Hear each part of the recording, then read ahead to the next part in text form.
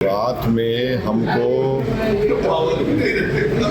655 page की final report दी गई है और ये ह्यूमनली इम्पॉसिबल है कि कोई इंसान 655 पेजेस रिपोर्ट पढ़ के 10 घंटे के अंदर या 8 घंटे रिपोर्ट दें। तो फिर भी हमने कोशिश की, हम अपनी डिसर्ट रिपोर्ट दिए हैं इस बिल के ख़िलाफ़, इस अमेंडमेंट के ख़िलाफ़ जो हम समझते हैं कि ये वफ़ के लिए फ़ायदेमंद नहीं रहेंगे बल्कि वफ़ को बर्बाद कर देंगे।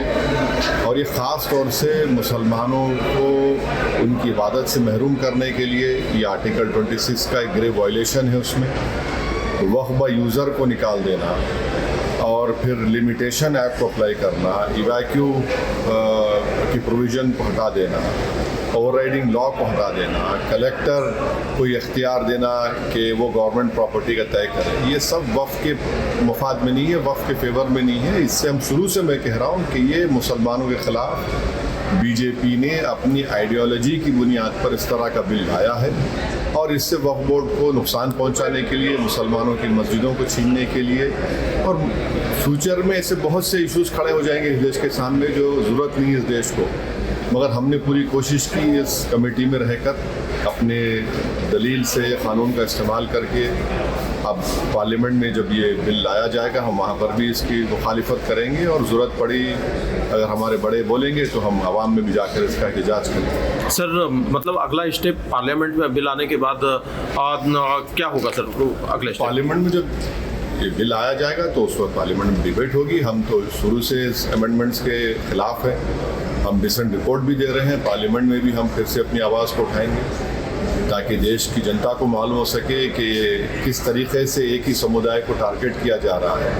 अगर Hindu endowment boards, Sikh gurdwara boards, Christians के वेरियस डिनोमिनेशन के बोर्ड्स में उन्हीं के मज़हब के लोग मेंबर रह सकते हैं, तो कैसे आप एक मुस्लिम वक्फ बोर्ड में नॉन मुस्लिम मेंबर बनाएंगे?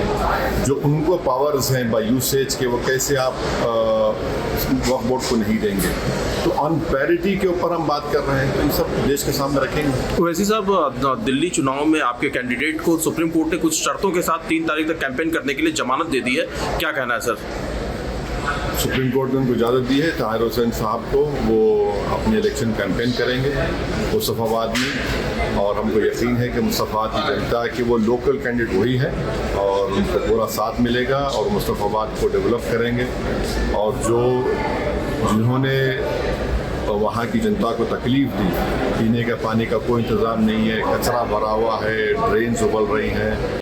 न्यूज़ नेशन अब व्हाट्सएप पर खबरों के ताज़ा अपडेट के लिए न्यूज़ नेशन के इस QR कोड को स्कैन करें।